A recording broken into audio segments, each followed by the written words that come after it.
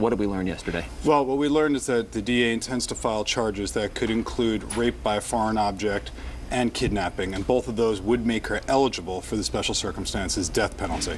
Yeah. You know, you are better with numbers than most, and you pay attention to trends. We were talking, I know you talked to Natalie yesterday, and we were all surprised to find out here's this violent crime, and for goodness sake, it was a woman, and that was a shock. And you pointed out there's plenty of women in prison.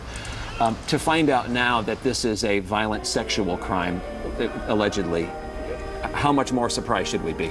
Well, I think as far as an aspect of the surprise factor is it can't be ignored of where the location is. It was reported that the little girl was murdered inside a church. Yeah. I think that you're probably going to take a look at the possibility that this was a ritualistic kind of killing. This woman has mental health issues. It's very unusual.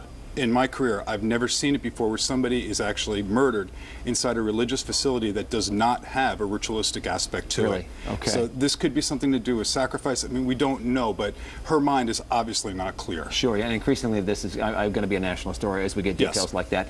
Speaking of, let's talk about her mental state. She has been tried for petty theft in the past, and at the time, as I understand it, she tried to say, I'm not mentally competent. Her defense was she's not mentally competent to stand trial, and they ruled that she was then.